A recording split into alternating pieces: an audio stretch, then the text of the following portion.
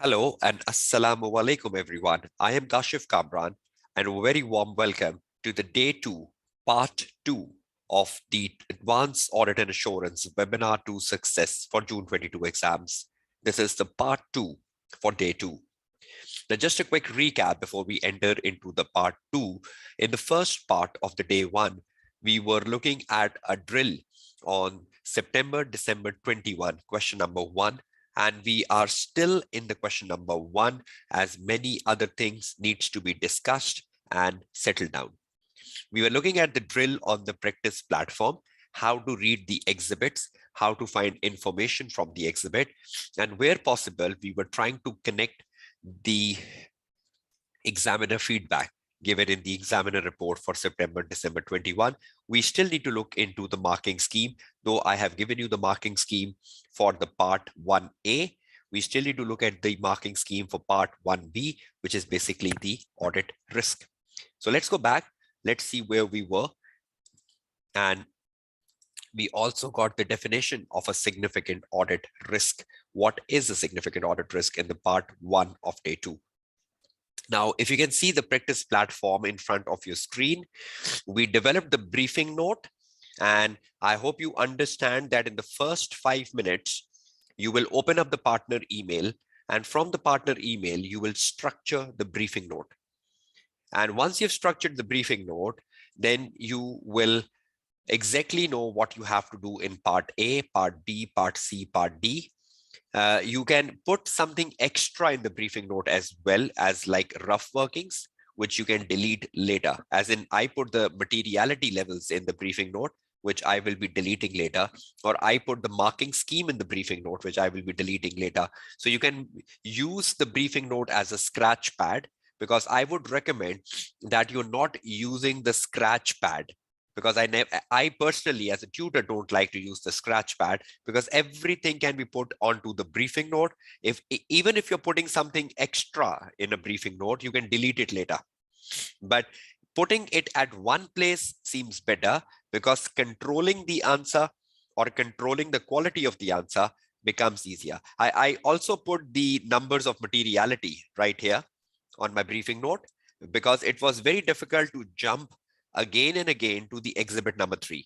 So try to ensure that when you are reading the exhibits, every information from the exhibit which you need for part A, part B, part C, part D has been dumped into the briefing note. You ideally have 24 minutes of a reading and planning time for question number 1.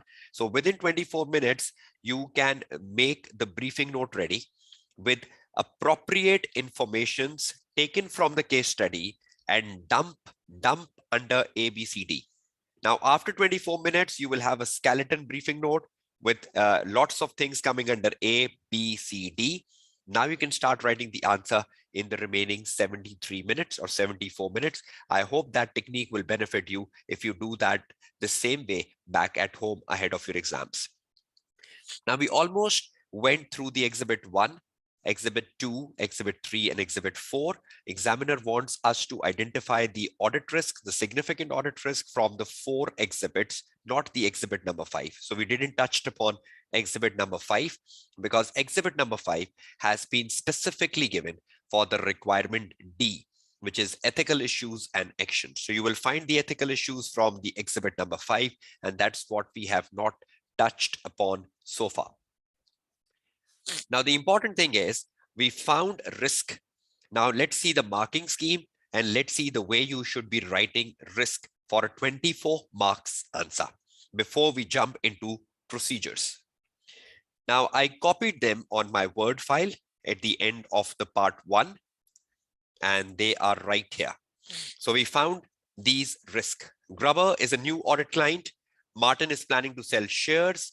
Note number 1, around a quarter of the contracts also include a 3-year support service for the machinery installed. So we were a bit concerned about revenue recognition, that how would you recognize the revenue for a 3-year support? What if you record the revenue early and the revenue could be overstated? Note number 2, the ERGL contract, the profit-making contract, and the management recording the profit wrongly. Johnson contract, note number 2, the loss-making contract, and again, the management recording the loss inappropriately. The Nakatomi building, the fair value, and the fair value estimated by the management is a big risk. Even though the accounting treatment was right, they have recognized the fair value in the profit and loss, which is right. But the fair value is estimated by the management, which is a big risk. And then the Grubber company purchased some designs from Martin Grubber at a $9 million.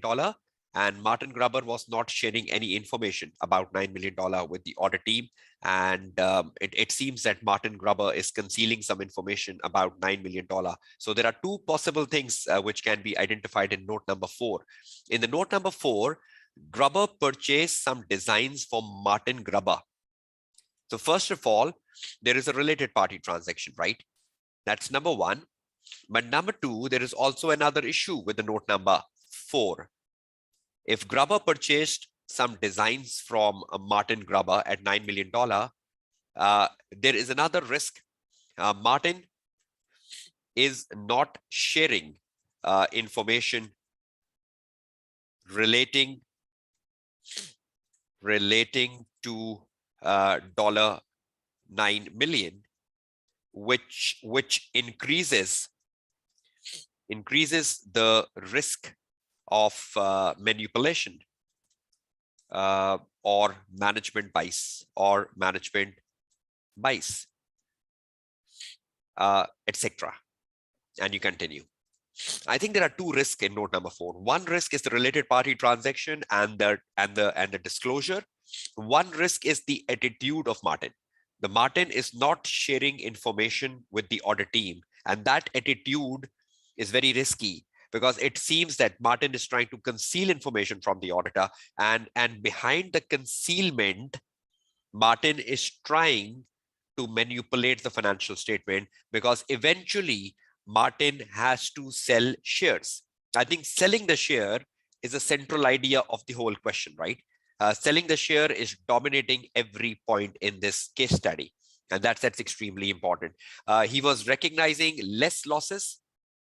He was recognizing more profit. Even the 3-year support service, where the performance obligation should be that revenue should be deferred over a 3-year period. What if the revenue is recorded early? Will overstate the revenue. These are all benefiting Martin selling the share. Now let's go down with the marking scheme and a quick drill of the answer so we can find exactly what needs to be done. Yes, exactly. That's how the Martin is limiting the scope of the auditor, and the auditor needs to be skeptical. Why is Martin limiting the scope? Is he trying to hide something for the benefit that he wants to fetch a better share price? Okay, let's go down. I'm not drafting the 100% answer, but I'll try to draft the way you should be drafting. And then, yes, I will be coming down with a conclusion, right? Conclusion is to be given at the end of the briefing note, right? No, the share part, Sarah, wherever possible, you will include the share part. You will not give share part as a conclusion. You will include the share part where possible in the answer. You might be repeating it twice or thrice. That's fine, but you will be doing that. Okay, let's go back. Grubber is a new client, right? That's an easiest one to write in exam paper.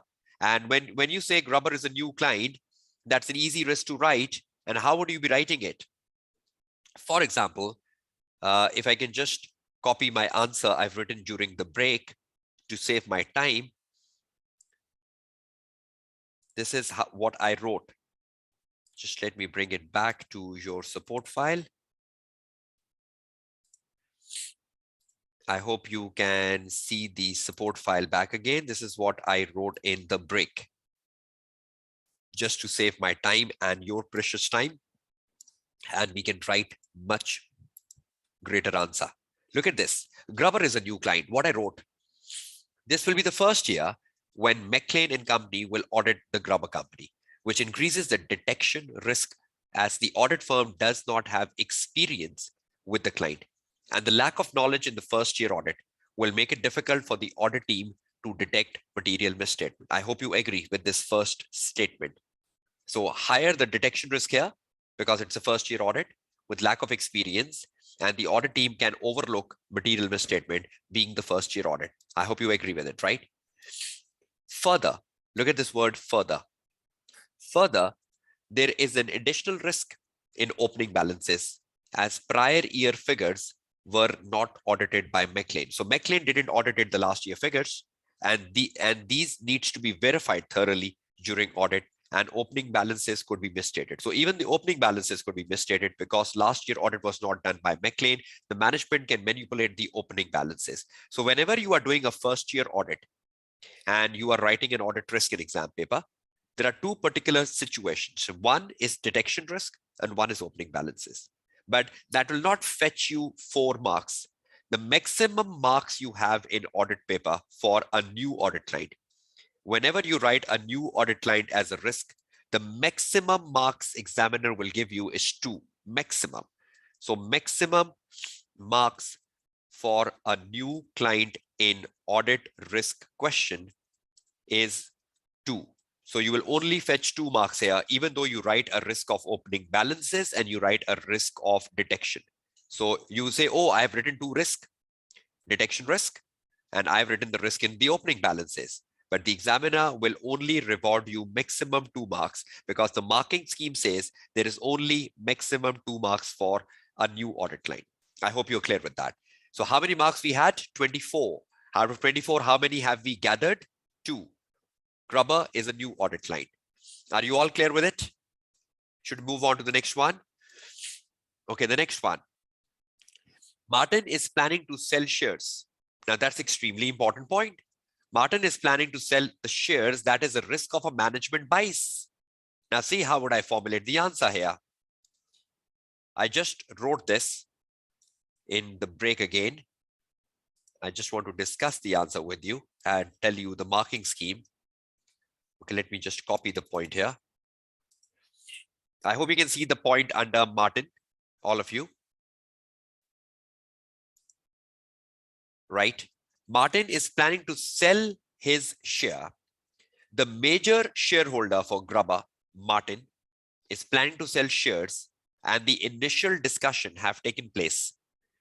This gives rise to the risk of the management bias. So there is a risk of a management bias, as Martin would like to fetch a better share price for his shareholding, and for this reason could possibly overstate profits and assets to present a better valuation of the company to the potential purchaser. Being an owner-managed business, massaging the financial statement would be easier for Martin, as overriding controls would be in Martin's favor. So being an owner-managed company, massaging the figures would be easier because overriding the controls would be far easier for Martin because Martin is the owner, right? So we have a risk of management bias because Martin wants to sell share, and there could possibly be an overstatement of profit, assets to present a better valuation. So that's basically the risk. So how many marks is there for management bias in exam paper? 2. Maximum 2 marks. Risk of management bias, whenever it comes in exam paper, you cannot fetch more than 2 marks. That's what the examiner tells us. Risk of management bias, max 2 marks in exam paper. So you got 4 marks out of 24. I hope you're all clear with the first and second one. Should we move on to the next one? Okay, great. You will be getting this Word file, right? So don't worry about everything I'm writing here. I just wrote an answer during the break so it can save time during the live class. Okay, moving on. Next one. No. All headings in the planning question will fetch us 2 marks. No, I'm not saying that. Just wait for that, Sanika. Currently, the 2 headings are fetching us 2 marks, right? Now move on. Look at the next one. Note number 1. Around quarter of the contracts include a 3-year support service. So revenue from the support service, right? Revenue coming from the support service. Revenue from support service. I hope you understand the risk here. The risk is that revenue from the support service should be deferred over a 3-year period. But if the revenue from the support service is recognized at a time when other revenue is recognized, which is after 14 days, which is the time span to complete the machinery, then revenue could be overstated. So if you treat the revenue from the support service on the same performance obligation criteria as with the other revenue, then the revenue could be overstated, right? I hope you agree. So there is a different performance obligation for revenue from support service, which is different from the rest of the performance obligation. So how would you write this down? Again, you go back. I just wrote this. Let me bring it back to my Word file right here. I hope you can see it on the screen now. See what I wrote. And listen to me very carefully. See what I wrote here. The quarter of the contract include a 3-year support service for machinery installed. Full stop.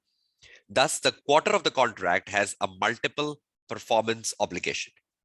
One being the installation of the machine and the other being the 3-year support service. So you cannot recognize the entire revenue on the installation of the machine because there is a component of a 3-year service support. So some of the revenue has to be recognized over a 3-year period. Revenue from support service should be deferred over a 3-year period. And if fully recognized at the same time as the rest of the revenue, that is the time of installation, the deferred income will be understated and the revenue overstated. Please read this line. Please read this line carefully. Revenue from the support service should be deferred over a 3-year period, and if fully recognized at the same time as the rest of the revenue, which is the time of installation, then the revenue will be overstated, right? And the deferred income will be understated. I hope you're all clear with it, right? Do we have any materiality here? No. Can we calculate materiality here? No. So maximum number of marks we will be fetching here is 2 marks because there is no materiality calculation here. So the maximum number of marks is 2. So we got 6 marks so far. Is everyone clear with 6 marks so far? Because we don't had any materiality calculation. We didn't had any calculations, any percentages, any numerical correlations in the answer. So far, all the 3 answers didn't had any numerical exercises. So we're fetching maximum 2 marks for them. I hope you're clear. No, we never link revenue with qualitative materiality, right? We never find materialities for revenue in exam paper, right? The only qualitative materiality for us is related party, right? But we never pick revenue as a qualitative materiality. So if we never calculate materiality for revenue, Sarah. I hope you're clear with that. Okay, move on to the next one. Now see how the marking scheme will differ. You look at the note number 2, which is the ergal contract. And in the ergal contract, we had the amount, $2.2 million. I hope you understand. I think this is the first situation which had the amount.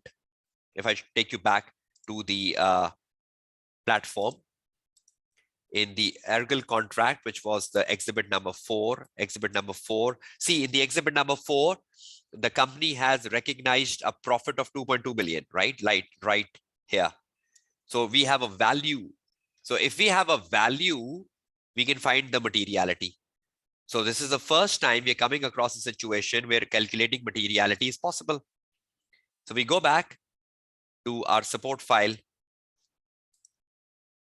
and see how I wrote the answer for the ergal contract. You will find the marking scheme going up for ergal contract. Can you see the ergal contract in front of your screen? Please confirm that. The Word file. I am writing under it. And if you have any questions, I will be answering them shortly. See what I wrote under the ergal contract. The company has chosen the output method to recognize the profit from ERGL contract, which is an appropriate accounting policy, because either you can choose the input method or you can choose the output method. The company has chosen the output method, so that's acceptable. However, the management has applied the policy wrongly. They have utilized the output method wrongly by recognizing the full amount of profit on contract rather than recognizing it by virtue of stage of completion. Tell me how many of you are clear with the first paragraph. Read the first paragraph. The accounting policy is right, but the application of the accounting policy is wrong. Do you all agree with me? Right? Now, if they have done the wrong application of the accounting policy, are we sure that the profit is overstated? Because they have recognized the profit in full. So you come to the second paragraph. Based on the management chosen output method, the stage of completion of the contract should be based on the work certified, which is projected to be 4 million. This is taken from the exhibit number 4, right? So work certified, which is projected to be 4 million compared to the contract price of 6 million. This is given in the exhibit number 4. Thus, the stage of completion is 66.7%. How much work is completed? How much work is completed? This is 66.7%. James, this is September-December 21 paper. So the stage of completion is 66.7% based upon the work certified. The work certified is $4 million and the total contract price is $6 million. So the work certified is 66.7%. Thus, 1.47 million of the profit should be recognized. How much is the profit? 2.2 million. So out of the 2.2 million, how much profit should be recognized? Out of the 2.2 million profit, how much profit should be recognized? 66.7%. So you show the working. 66.7% of $2 million, $2.2 million is how much? 1.47. So how much profit should be recognized? 1.47. How much profit has the management recognized? Tell me. How much profit has the management recognized? The entire 2.2 million. So how much overstated is the profit? The management has recognized the 2.2 million profit. But how much should be recognized? 1.43. So what is the difference? What is the difference between 2.2 million and 1.47 million? The profit is overstated by 0.73 million. Are you fine? The profit is overstated by 0.73 million because the management has recognized 2.2 million, whereas the profit to be recognized is 1.47 million. So how much is the profit overstated? 0.73 million, which is 5.2% of the profit before tax and thus material. See, we calculated the materiality. That 0.73, which is the overstatement of the profit, is how much? It is 5.2% of the profit. We divided the 0.73 with the profit before tax. The profit before tax is how much? The profit before tax is $14 million. So profit before tax is $14 million. We divided that and we found the answer. So is the overstatement material? Is the overstatement material? Is the overstatement of 0.73 material? Yes. So is it a material misstatement? Yes. Now this is the first time we got marks. See how much. How much is the journal marks? How much are the journal marks for any risk? 2, right? How much is the journal marks for any risk? 2. But are we getting some extra marks here? Yes. We got 2 marks, which are journal, but we got 1 mark for materiality, which is something incremental. So we got an extra 1 mark for materiality. So how many marks have we got? 3. An examiner tells us that if you determine a calculation or if you determine a percentage, which is part of the answer, you will get extra marks for that. Have you done a calculation?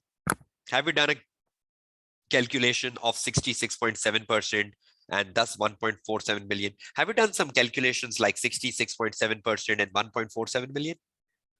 Have you done these calculations? Have you got these numbers? So examiner says if you do some extra calculations like 66.7%, which was not given in the answer in the case study, 1.47 million. From where we got 1.47 million? Was that a student calculation? Yes.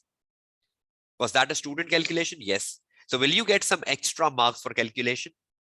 Yes. How much? 0.5 plus 0.5 marks for calculations used in answers, used in answer. So how many marks are we getting for note number 2 then? 2 plus 1 plus 0.5 is equal to 3.5 marks. So how many marks have we got? 3.5. So was this a productive risk? I hope you're getting the marking scheme. How much is the journal marks for every risk? How much is the journal marks for every risk? 2. But with that 2, we added the materiality, 3. With that 3, we added the calculation, 3.5. So can we get incremental marks for risk? Yes. So note number 2 is giving us incremental marks. Not every risk is worth 2 marks. Some of the risk can be worth 3 marks. Some of the risk can be worth 3.5 marks. And some can even be worth 4. If you have more than one calculation, if you have more than one materiality in a given situation, you can fetch 4 marks. 4 is the maximum marks for a risk, right? 4 is the maximum marks for a risk. 2 is the minimum. 2 is the minimum. 4 is the maximum. I hope you're clear with the marking scheme on note number 4. On the note number 2, sorry. Is everyone clear with the note number 2 marking scheme? Move on. Johnson contract. Do we have a value in the Johnson contract? If you go back to the note number 4, we look at the Johnson contract. Do we have a value in Johnson contract? Exhibit number 4. Do we have a value? Loss of a $840,000. Loss of a $840,000. So do we have a loss value? So can we find the materiality? Yes. Okay, we go back to the support file, Johnson contract. Let's see how many marks can we fetch under the Johnson contract. Let me bring down the drafting I have done during the break. Under the support file, Johnson contract. See the Johnson contract in front of your screen. Let's see how many marks will be fetched from Johnson contract. We have a value. So definitely not 2, more than 2. Okay, the operating profit for the year include a loss relating to Johnson contract. It is correct to include loss from the contract in the operating profit, right? However, the pro rata method is wrong, as the loss should be fully recognized. Look at this yellow sentence and tell me, do you agree with it? Should the loss be included in the profit? Yes. But should it be included on a pro rata basis? No, fully. So what mistake has the management done? Have they not recorded the profit? Have they not recorded the profit? No. But have they recorded a wrong loss? Have they recorded a wrong loss? Yes. So it's not that the management has not recorded the loss at all. The management has recorded the loss, but on a pro rata basis, which is wrong. So what is happening? Currently, a loss of 0.7 million is recognized instead of 0.84 million. How much is the loss the management has recognized? If you read the exhibits, the management has recognized a loss of 700,000, which is 0.7 million, right? Management has recognized a loss of 700,000, which is 0.7 million, instead of 0.84 million, which is 840,000. And thus, the profit is overstated by 0.14 million. Are you fine with this statement? Look at the statement in red and tell me, are you fine with it? How much is the loss recognized? 0.7. How much it should be? 0.84. So what is the difference? The difference is 0.4. So is the profit overstated by 0.14 million? Because the loss is recognized in the profit, right? The loss is recognized in the profit. So is currently the profit overstated by 0.14 million?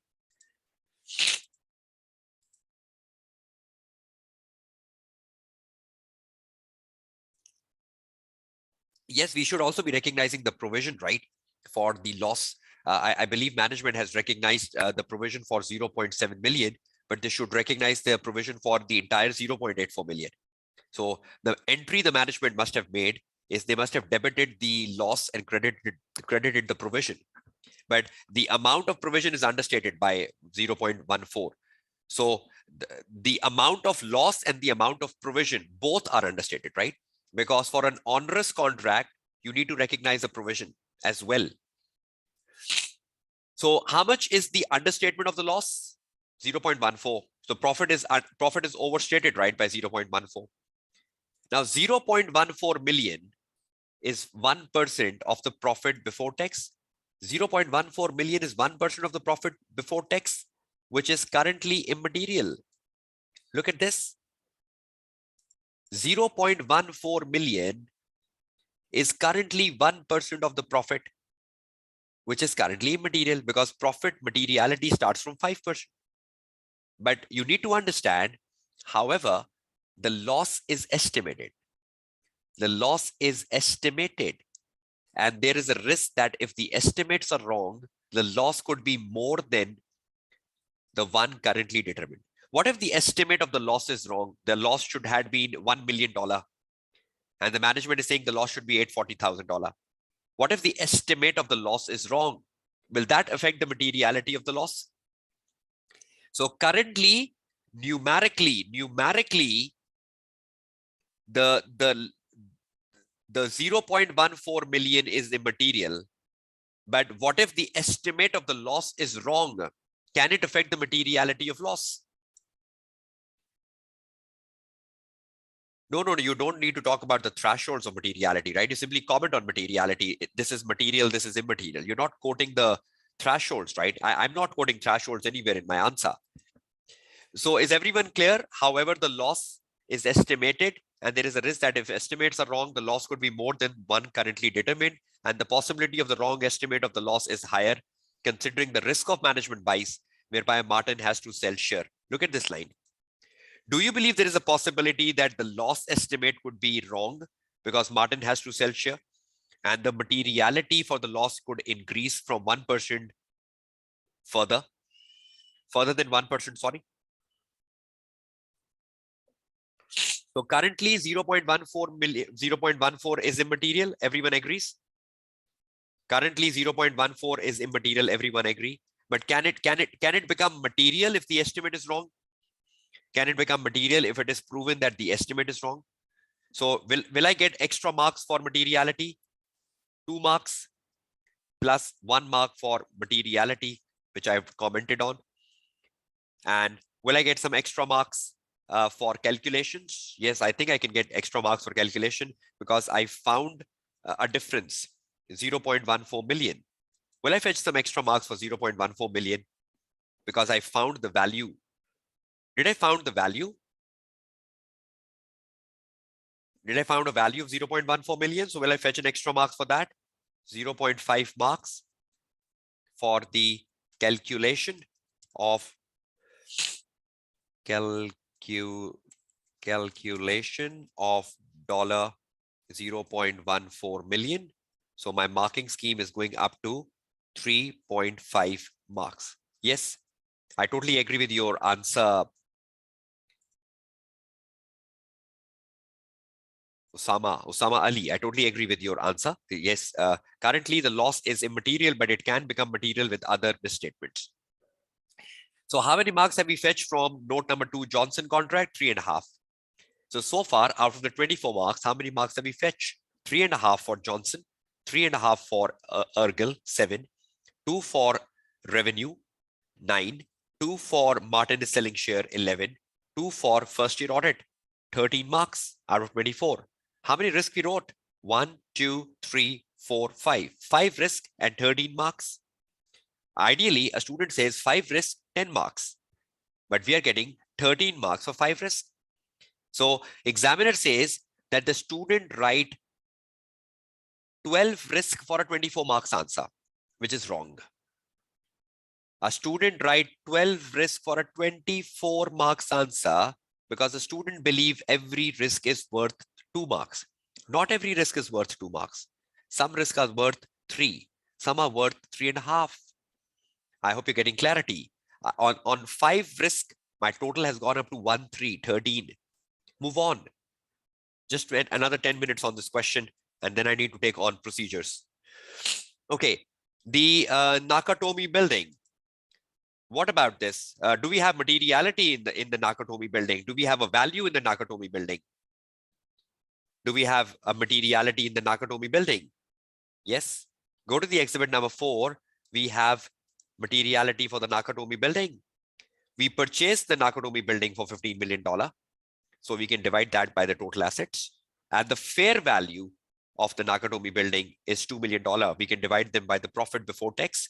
So there is an increase in the fair value by 2 million. And there is the purchase price of the Nakatomi building is $15 million, which can be divided by the total assets. Right?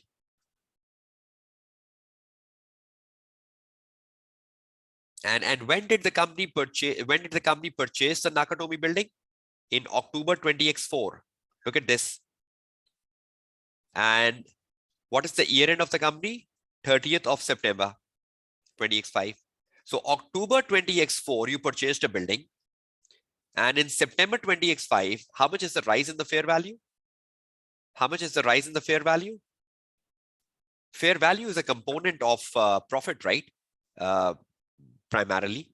The fair value is adjusted in the profit, right? That is why you need to divide the fair value with the profit before tax. Where do you recognize the change in the fair values? Mustafa, where do you recognize the change in the fair value?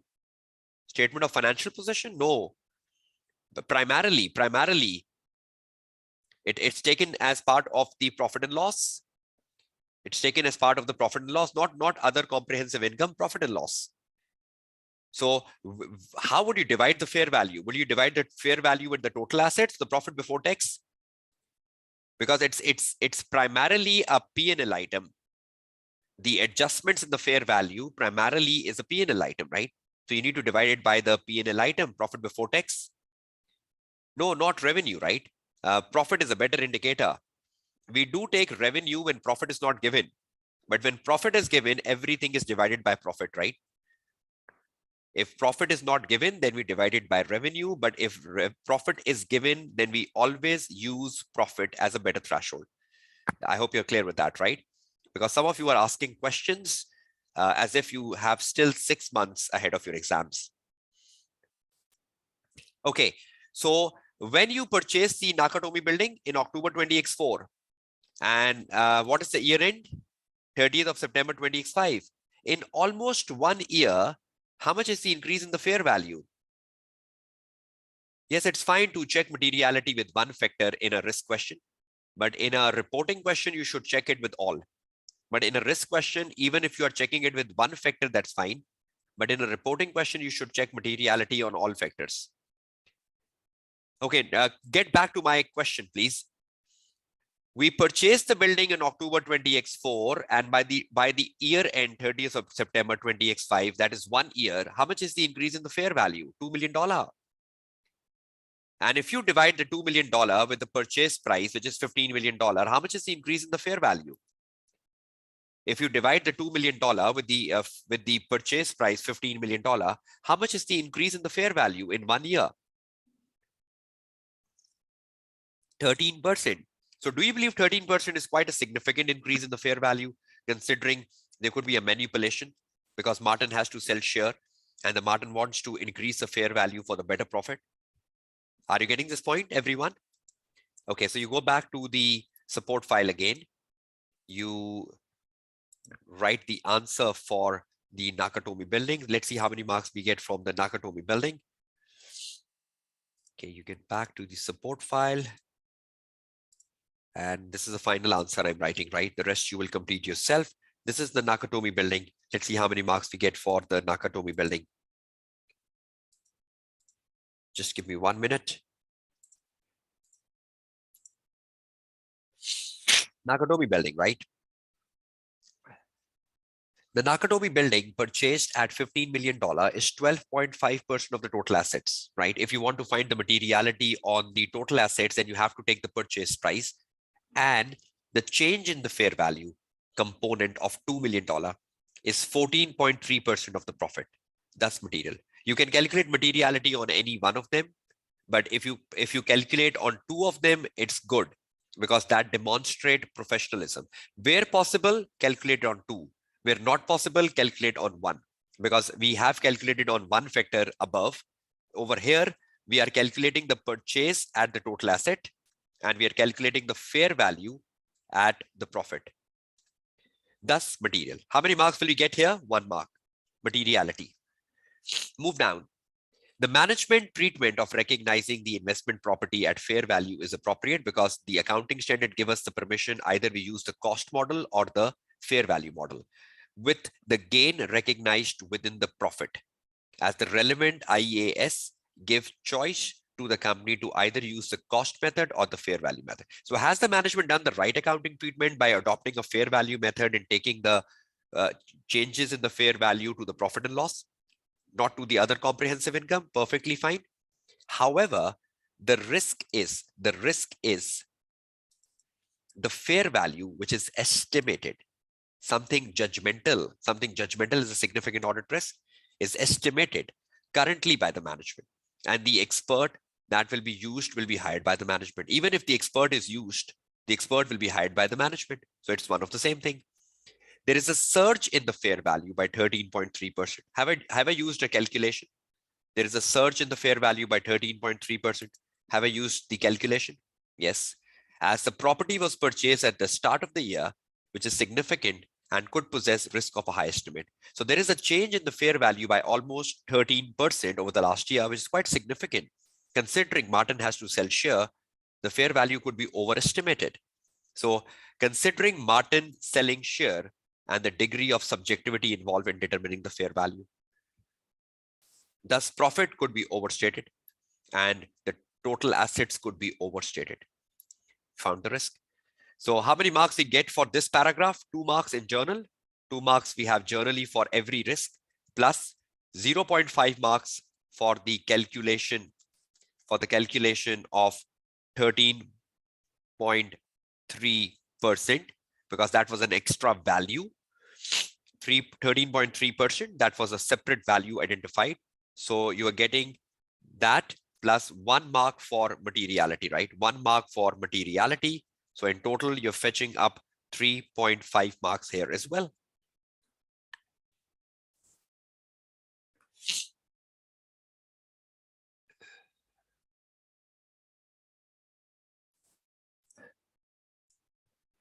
Right, is that clear to all of you? How many marks have we got so far? 16.5 marks, right? By the end of the point number 6, by the end of point 6, we have 16.5 marks with 6 risk written. So how many is left? You still need to find another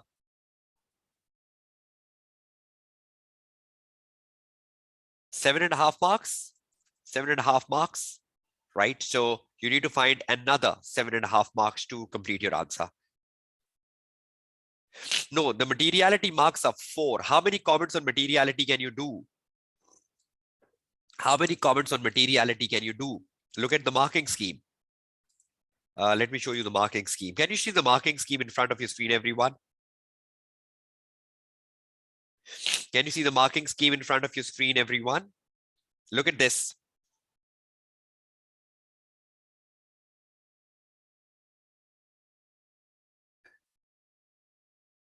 Look at this third line, materiality calculations. Materiality calculations should be awarded 1 mark each to a maximum of 4 marks. So how many materiality I have used so far? I think 3. 1 in the Ergel contract, 1 in the Johnson contract, and 1 in the last situation I was discussing with. That was basically the investment property, sorry, 3. So can I still have 1 more mark of materiality? So can I still have a situation which can give me 3.5 marks? Everyone? Yes, yes, for design or even for related party, right? Related party is a material by nature transaction. So can I still find another risk with 3 marks? I have space for that?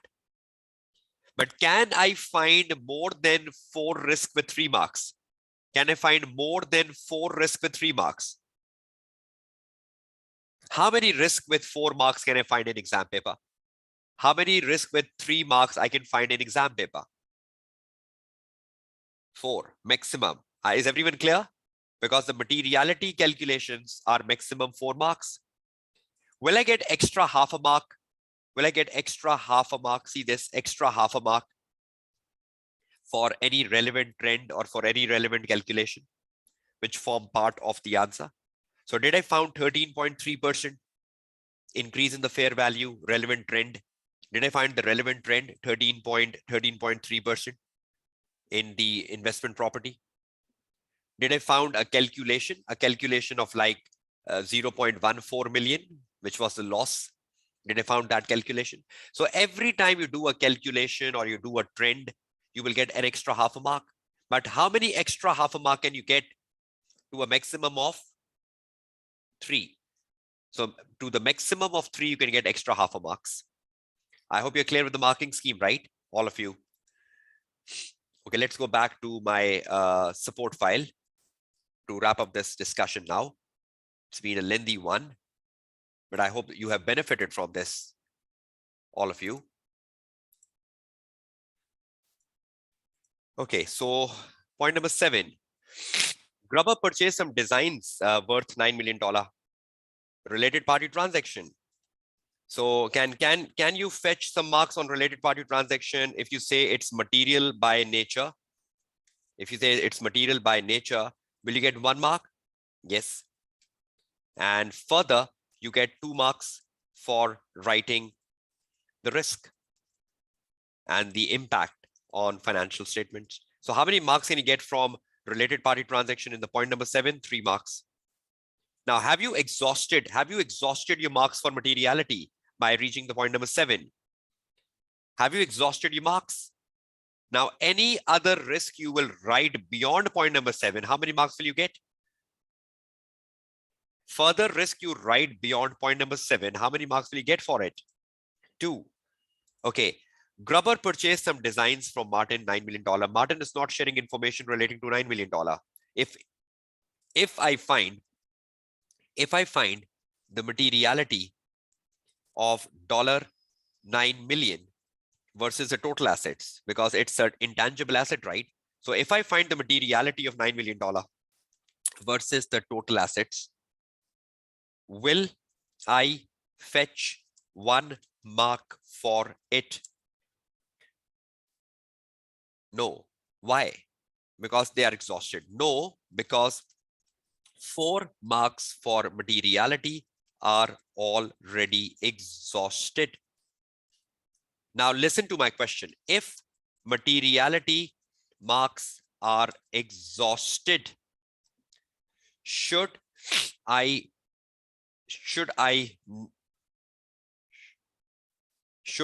not calculate materiality for later risk? What is the answer? If materiality marks are exhausted, should I not calculate materiality for the later risk? No, because calculating materiality, even if marks are exhausted,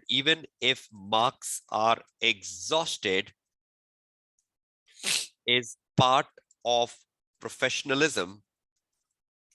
As you are an audit manager, responding to a partner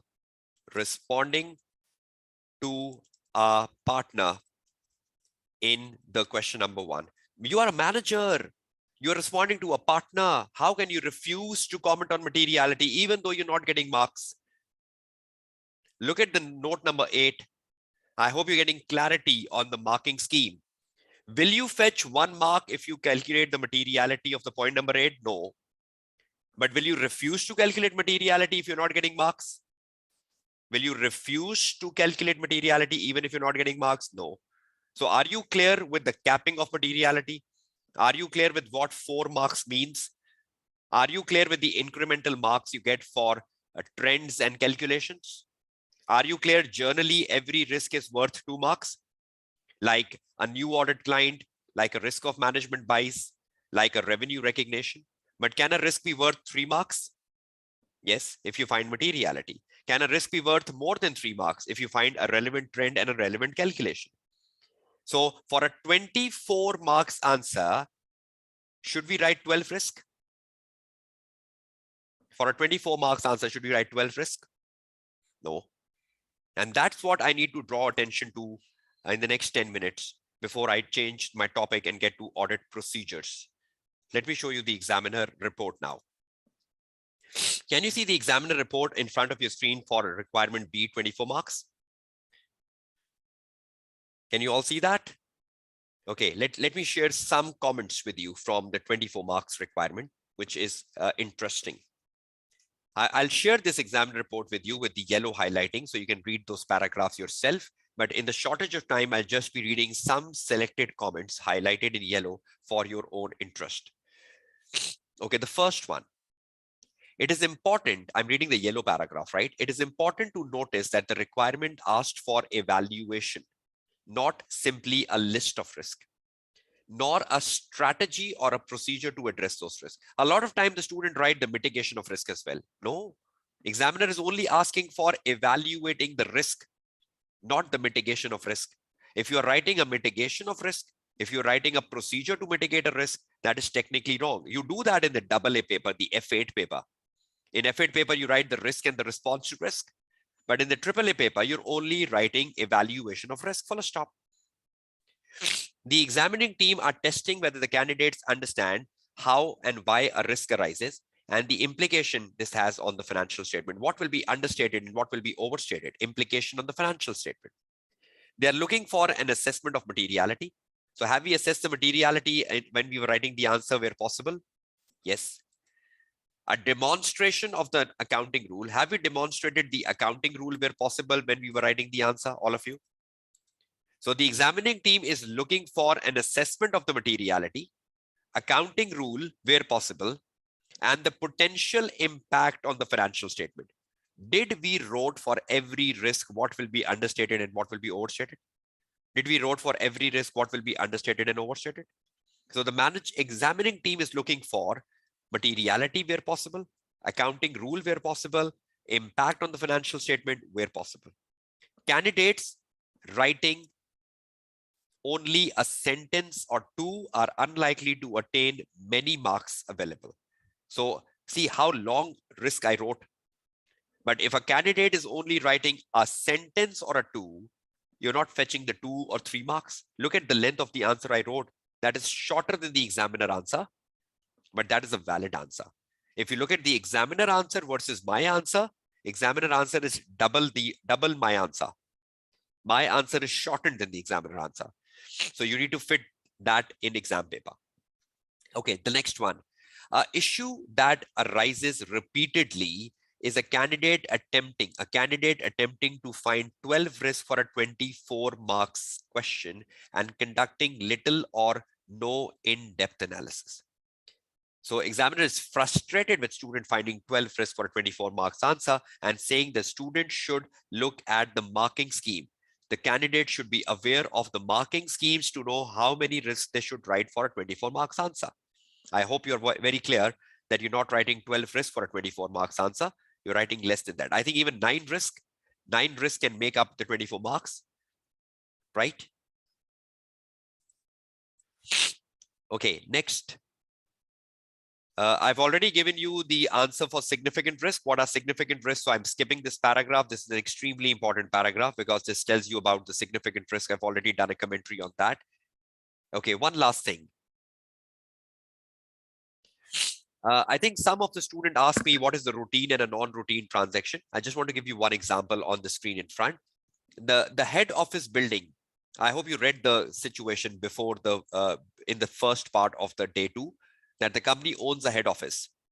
So head office building owned or outright. This is a routine property, plant, and equipment. Under the historical cost method, the only risk to this is an ongoing transaction is the estimated useful life. Candidates are not given a value for this property. nor told the client is depreciating over a useful life. See, when the examiner was telling you that the company owned a head office, was the examiner telling you more information about the head office? Was the examiner telling you about the useful life of the head office, about the depreciation policy of the head office? Examiner was silent. Was the examiner even giving you a value of the head office? No. So that means it was an unimportant risk. So a lot of time a risk becomes important when you have the materiality calculations involved with it. A lot of time the risk becomes important even though it does not have a materiality calculation, but it is something complex. It is something subjective. It is something non-routine. But for a head office, there was no further information given by the examiner. So that was very capable that a student will be wasting time writing a risk on the head office when that was not a specific risk to be highlighted. Same goes with the leased facility. We discussed that in the part 1 today, that the leased was an old lease, that was not a new leased. So because it's an old lease, the chances of a misstatement is less because management will be familiar with the accounting treatment. But if it is a new lease, then situation could be different. And then the examiner is telling us a new investment property. Something new is important. Something new is non-routine. Something new is a significant risk. And the student should pay particular attention to that. I hope you're clear with this. And the last thing, risk of management bias. So many times, the student write the risk of management bias generically. For example, the student will see Grubber is a listed company, for example, and they will say, oh, Grubber is a listed company. There is a risk of management bias because the company can manipulate the financial statement to show a better picture to the shareholders. So let's stop. This is journal risk. Why have we picked up risk of management bias? Because there was a specific information in the case that Martin is to sell share. But if you generally write a risk of management bias, examiner is frustrated with that. You can read this out here. Examiner has given a full paragraph about management bias right here. You can read this out at home and be happy. Examiner don't like a journal risk of management bias written. Just let me give you one final example and exit from the situation as we need to drill the procedures, right? Okay, just let me give you one example. Can you see the Word file back on screen?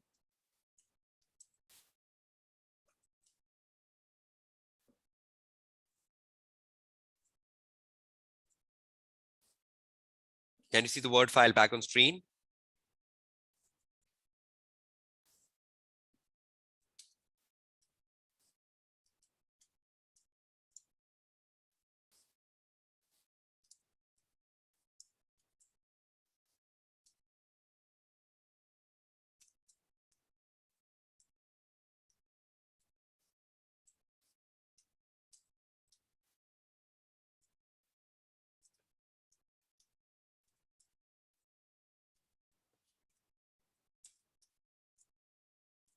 As management can present better picture of the company to deceive shareholders and earn bonuses. Full stop. Look at this.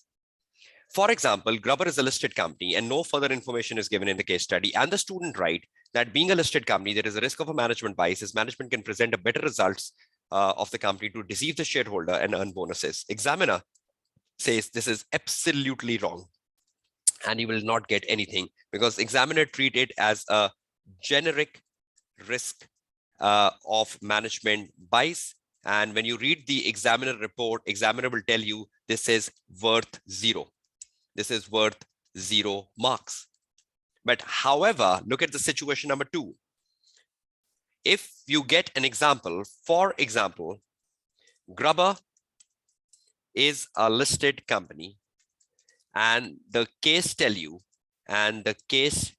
you that directors bonuses are linked with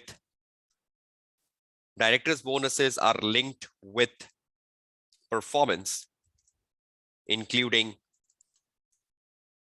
growth in profit and revenue. Directors' bonuses are linked with performance, including growth in profit and revenue, full stop. Now a student write, now if the student write that there is a risk of management bias, that directors can overstate revenue and profit for higher bonuses, would be a valid risk of management bias. Further, if the percentage increase in profit and revenue, if the percentage increase in profit and revenue over the last year is given in the answer, for example, the student mentioned that profit has increased by 20% over the last year, indicating that the risk of management bias exists. Risk of management bias exists is a good answer. So you connected that with the case study, right? You connected the rise with the profit. Management bias, risk of management bias exist is a good answer. Look at the difference between the first answer and the second one. In the first answer, the examiner was just telling you it's a listed company, nothing else. But in the second, the examiner was telling you there is a specific risk that the director's bonuses are linked with performance, and you utilize that in your answer. Just the case with Grubber company, Martin is to sell share. And we utilize that information because that was a specific information for risk of management bias. I hope you're clear with this. So never write a journal risk of management bias. A lot of students have a very bad habit of that. Examiner don't like it. But if you have anything specific like Martin is to sell share or director's bonuses are linked with performance, then you can work on it and do wonderful answer. Is that clear to all of you?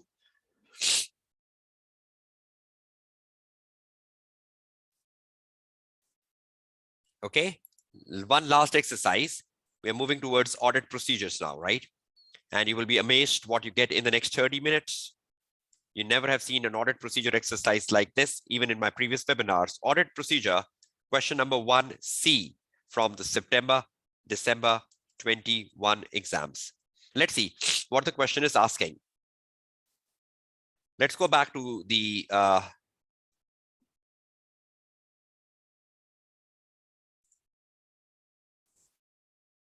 okay, I hope you can see this.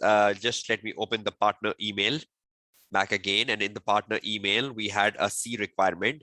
I'm just copying the C requirement from here as I want to do a very proper analysis. And I'm just taking this C requirement back on my support file. I hope you can see the support file here. This is the requirement, right? This is the question. Design the principal audit procedures to be performed in respect of the Nakatomi building. So we have to perform procedures on the Nakatomi building, including those relating to the use of an expert. So we are not just writing procedures on the Nakatomi building, but we have to write procedures even on the use of an expert. So we need to write procedures on the use of an expert as well, and the Nakatomi building. And how many marks we have for that? We have 8 marks, because you know that the management is to hire an expert for determining of the fair value in the Nakatomi building, right? Now, I always tell my students that if you need to be good on a procedure, what you need to do? If you need to be good on a procedure, this is what you need to do. This CASP. This mnemonic of CASP is derived by me in my previous webinars. This mnemonic has become popular within my previous webinars and has helped students frame procedures in a more effective manner. Each audit procedure is worth 1 mark. CASP. From where did I got CASP from? I got CASP from the Examiner article part 4, exam technique article part 4 of the Examiner. The hyperlink is given here. You can watch, you can read it. But CASP is a mnemonic which can do wonders for you when you're writing a procedure. right? And this is a mnemonic which has become popular in my previous webinars. Let me utilize CASP. Now, every time you're writing a procedure in the question number 1, you're writing a procedure on something which is given in the case study, yes or no? Is Nakatomi building given in the case study? Yes or no?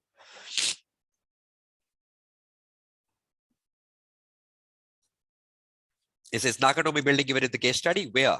In which exhibit? In the exhibit number 4. So should we go to the exhibit number 4? We have the Nakatomi building. Can we copy paste the information? This is the information we have for the Nakatomi building, right? Control C. And we take this information to the Word file. So when you're writing a procedure, each is worth 1 mark, and follow the mnemonic of CASP. Follow the mnemonic of CASP. And follow CASP, sorry. Follow CASP. Let's see how. Let's demonstrate that. Demonstration. Now see what I do. I'll just copy the case study, and I will also do it on the practice platform for ease in 5 minutes. Just give me 5 minutes for that. See, I just copy pasted the exhibit 4, right? This is what was given in the exhibit 4. I just copy pasted that. Now I need to convert them to 8 procedures, including the procedures on an expert. Now, see, case C is the case specific, right? Something has to come out of the case.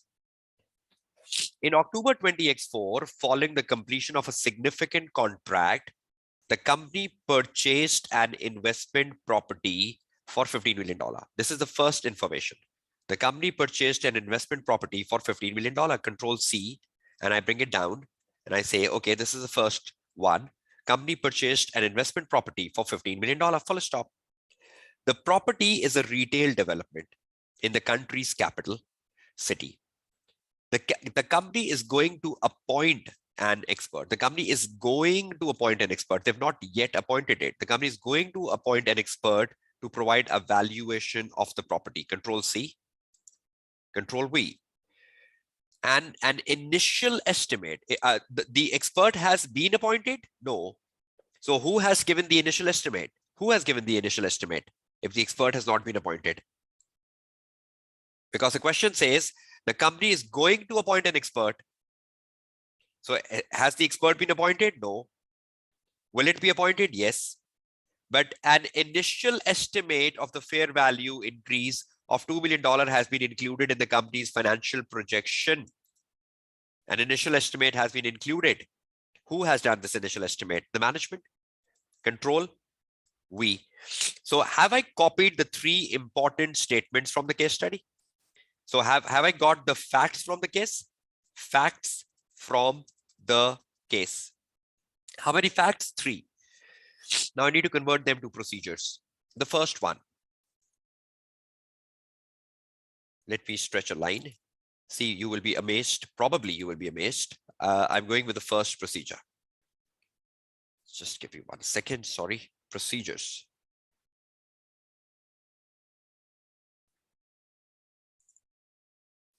Procedures. And we go with number 1. The company purchased an investment property, right? So I'll simply say review the board minutes of Grubber Company for the approval and the rationale behind the purchase of the investment property. Why did the company want to purchase this investment property? What is the rationale? So you never look at the board minutes only for approval. You also look at the board minutes for the rationale behind purchase. So if something has been bought, you need to look at the board minutes. Review the board minutes of Grubber Company for the approval and rationale behind the purchase of the investment property. Number 1. Number 2, the company purchased at $15 million. Review the bank statement to confirm the payment made for investment property. were made for investment property in October 20x4 worth $15 million. So can I confirm the payment made and it should exactly be $15 million? So can I review the bank statement to confirm the payment made against the purchase of the investment property? Review the legal title of the investment property to confirm it, to confirm that Grubber company has the ownership of the property. So whenever we purchase a property, we do check the title deeds, right? We do check the title deeds of the investment property to confirm it really belongs to Grubber. So the company purchased, how many procedures have I got on it? 3. The company is going to appoint an expert. Discuss with Grubber management by when the expert will be appointed, by when the expert will be appointed to determine the fair value of the investment property. Next, if the expert is appointed, because the examiner is saying you need to make procedures on expert as well. If the expert is appointed, review the qualifications of the expert to ensure that expert is competent enough. These are the procedures on using the work of an expert, right? Which the examiner wants from us. Review the qualification of the expert to ensure that expert is competent enough to carry out fair value assessment of the property. Fair value assessment of the property. Next, review the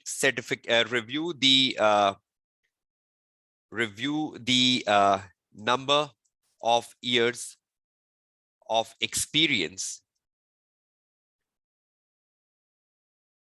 Review the experience of the expert to determine since how long the expert has been carrying out valuation services,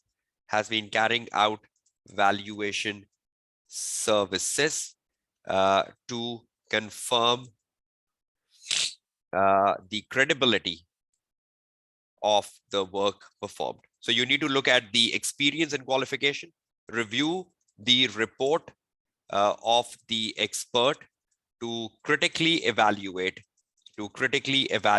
the assumptions used in determining the fair value, and to ensure that the basis used for $2 million is appropriate.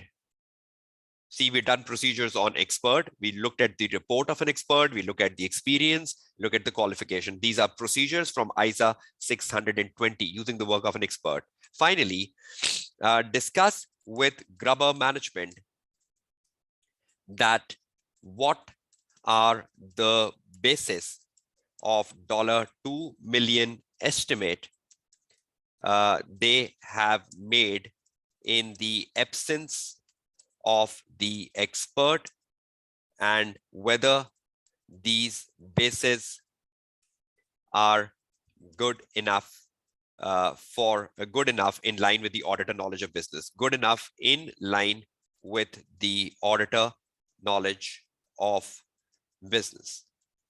See, I've not done something extraordinary. I just first try to understand that the examiner is saying you need to make a procedure on the Nakatomi building. So I copied the information from the Exhibit 4, including the procedures relating to the use of an expert. And these are procedures which are coming from the ISA 620. 8 marks. I copied the Exhibit 4. From the Exhibit 4, I got critical information.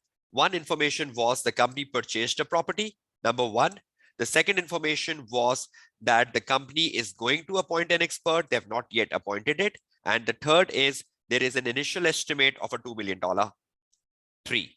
I put those three informations here, fact from the case, and I converted the company purchased into like 3 procedures. Then I converted some procedures that the company is going to appoint an expert, and then initial estimate. And I reached a total. I think I've almost got 1, 2, 3, 4, 5, 6, 7, 8 procedures on screen. And see, every procedure is starting with action, review, review, review. They're starting with action, discuss, review, review, review, discuss. You can recalculate the assumptions. You can recalculate the working of the expert. It's totally up to you. Yes, you can include procedure on assessing the independence of the expert as well. That's perfectly fine. No, Mustafa, what I wrote, if the expert is appointed, right? Look at this procedure. I've used an assumption here, right? Definitely by the time you start the audit, the expert will be hired. How can that be possible that the expert is not hired in the tenure of the audit? So I'm saying if the expert is hired, right? So we're taking an assumption because during the tenure of the audit, definitely the expert will be hired. We are currently standing at the planning stage. We have not yet started the audit. By the time we start the audit, the expert will be hired for sure. I hope you're clear with that, Mustafa. Okay, how many of you are relieved with writing procedures? How many of you found this technique of case-specific action something good enough? Because I've been using this very consistently as a tutor. So every time the examiner asks you a procedure, is the examiner asking you a rote learn procedure? No. Examiner is asking you a procedure on a certain area given in the exhibit, right or wrong? Examiner is asking you to write a procedure on something given in the case study, right? So you just need to find the relevant information and convert them to a procedure.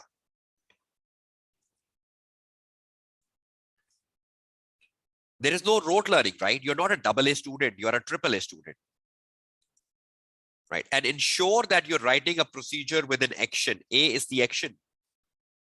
S is the source. P is the purpose. Every procedure should have a purpose. See, I almost wrote purpose in every of my procedure. For the approval, that was a purpose. To confirm, that was a purpose. To confirm, that was a purpose. To ensure, that was a purpose. To confirm, that was the purpose. So every time you write to ensure, to confirm, that's basically the purpose of a procedure, right?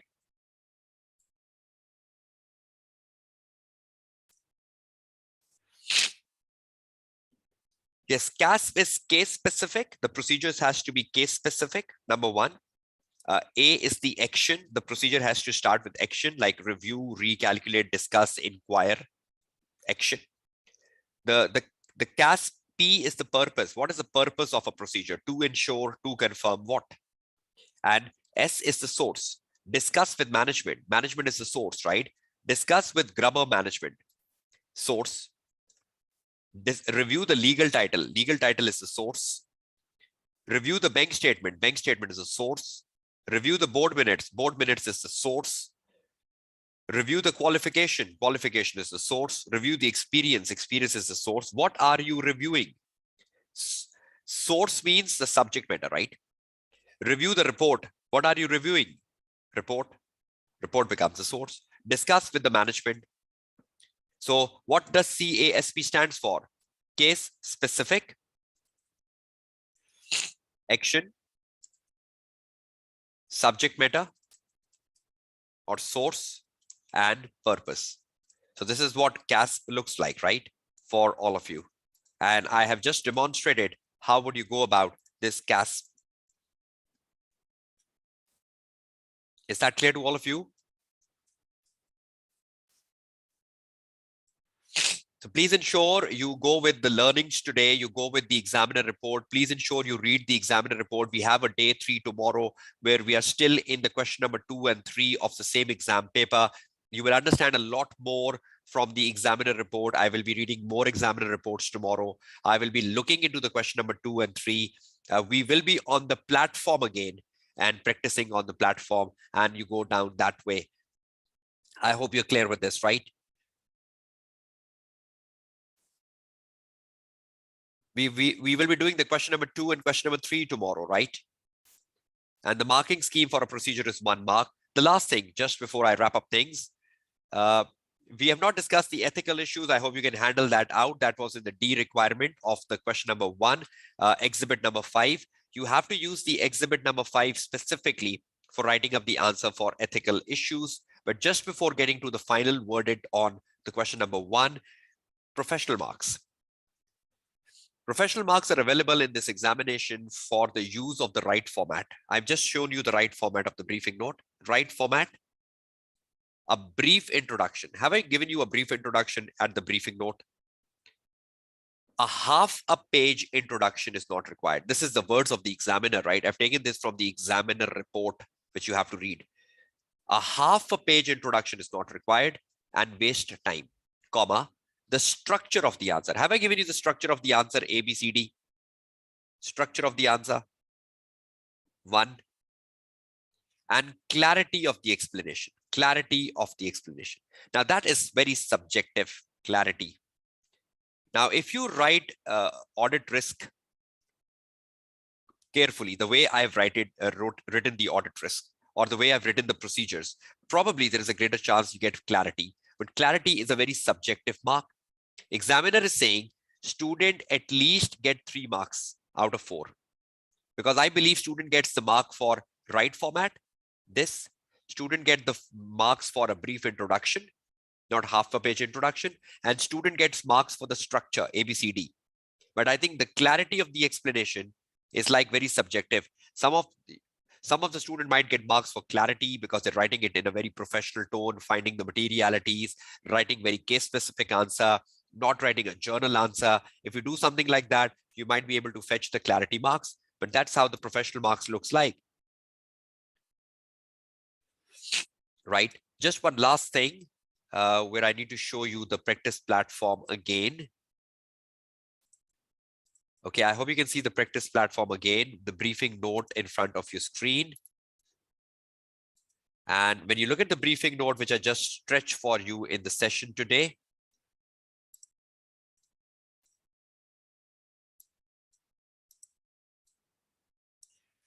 right, in this briefing note, we started with the heading briefing note, to, from, subject, introduction. Look at my introduction here.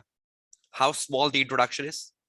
That's what the examiner looks for. Then part A, heading and the answer. Part B, heading and the answer. Part C, heading and the answer. Part D, heading and the answer. And you need to find the answer for the part D from exhibit number 5.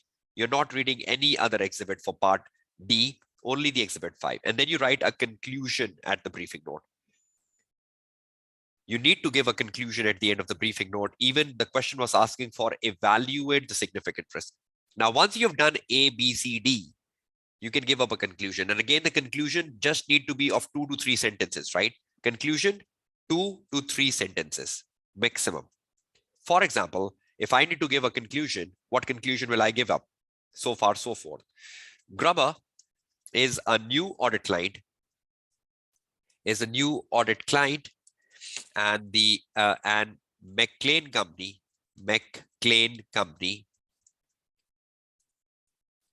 need to exercise greater skepticism when approaching the first year audit, considering there is a high risk of management bias,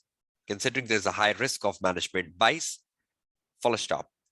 The audit firm need to be careful for actions to be taken for ethical issues. identified in the briefing note, full stop.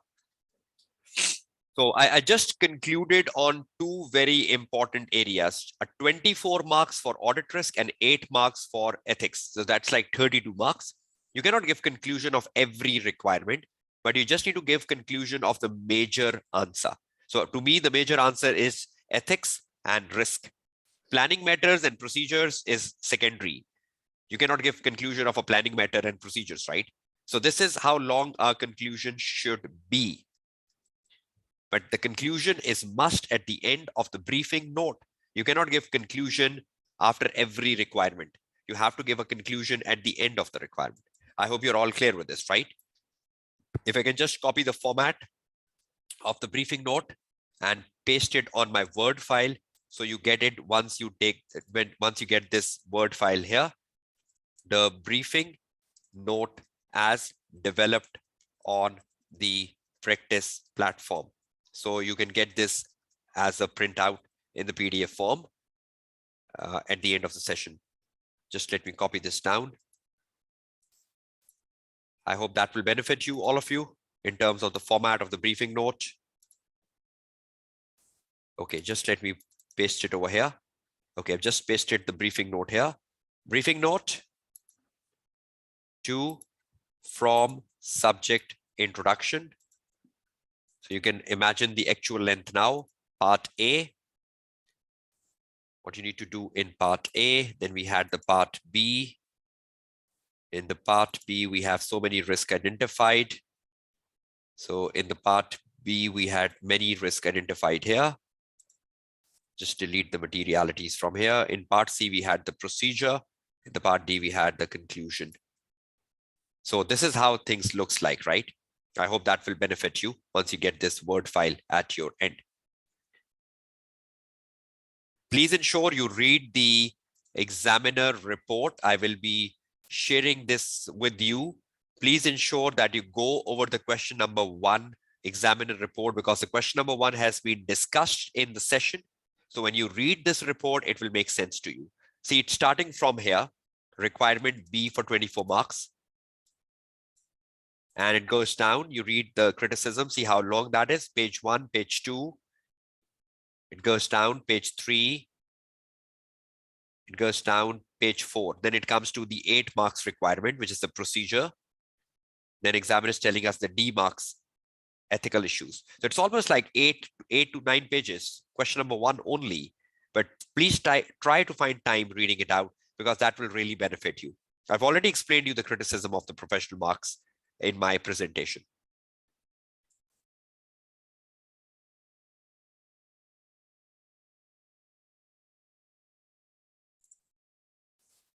Okay, so that is it for the day 2. I hope you liked the agenda and you liked the discussions we had on day 2. This was basically the part 2 of day 2, and we are meeting back for day 3. I will be sharing timetable for that tomorrow, at what time we will be having the day 3. But the agenda is to look at the question number 2 and 3 of the September-December 21 paper with the examiner report. So same agenda as of day 2, but the question will change. We will enter into section B of the paper and you will learn a lot. How was the day today? Have you been able to learn something? If you can just quickly drop the feedback. How was the overall day? Did you learn something out of it, like risk procedures, framing the question number 1, going into the question number 1, examiner reports, marking scheme? Yes, ethics you have to do by yourself, right? Because we have constraints of time, so everything is not possible. I can just take the holistic view of every question. Okay, thank you so much, all of you. I wish you success. I wish you all the very best for your upcoming exams, which is just 17 days away now on the 6th of June. Study effectively, learn whatever you have learned out of day 1 and day 2, please implement that. And I'll see you back tomorrow with day 3. And I will be spelling the timetable of day 3 over the WhatsApp group. Till then, take care, goodbye, and Allah Hafiz. This is your tutor, Kashif Kamran, signing off from the AAA Webinar to Success for June 22 exams. This was the day 2 coming to an end.